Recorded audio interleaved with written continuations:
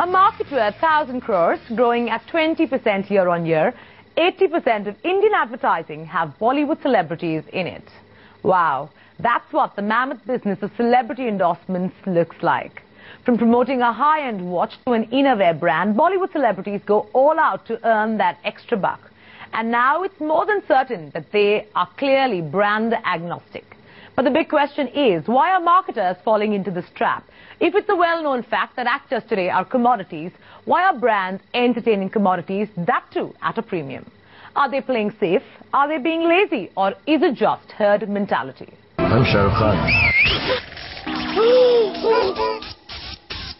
They may be missing from action on the silver screen with one film a year.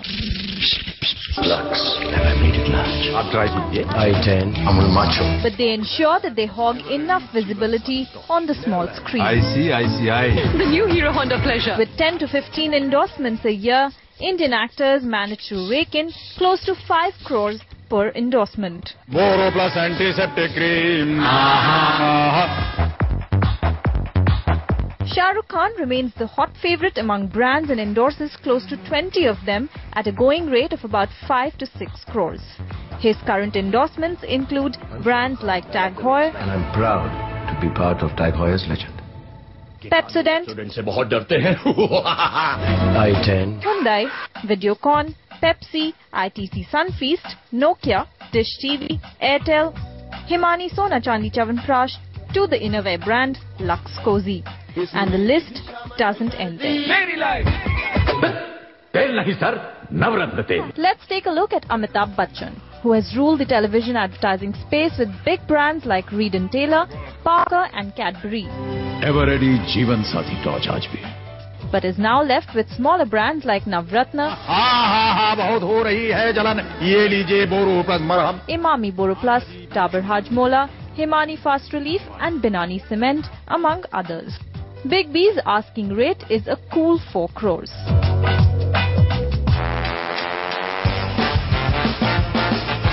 Few but random. That's what describes Saif Ali Khan's current endorsement portfolio.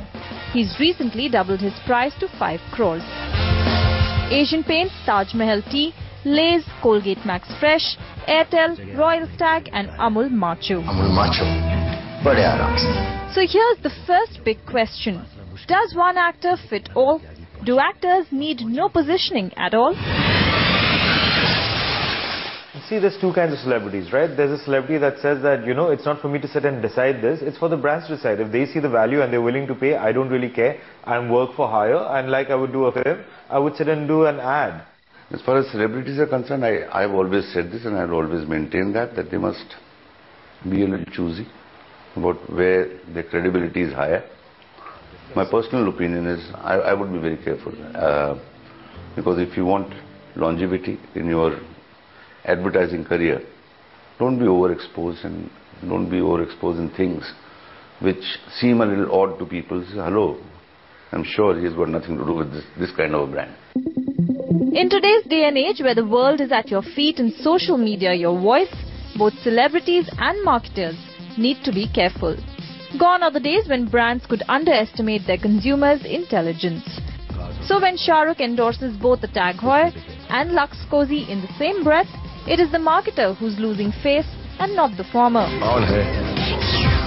When on one hand marketers think so hard about product positioning, there seems to be no thought at all when it comes to the individual who's validating that very same product.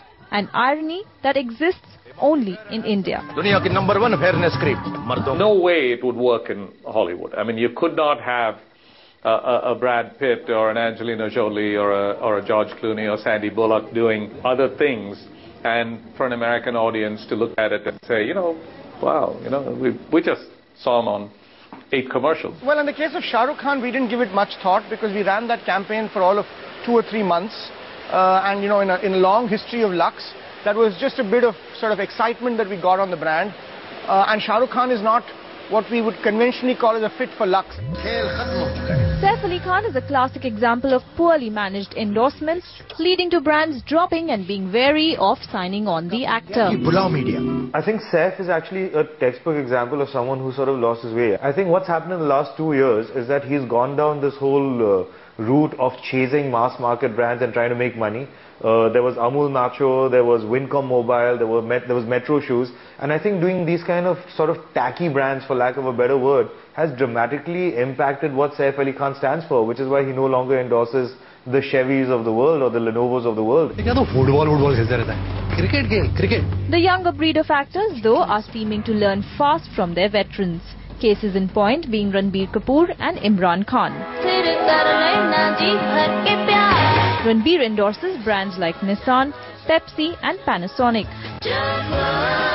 And Imran has Coca-Cola and Levi's in his portfolio. Signature.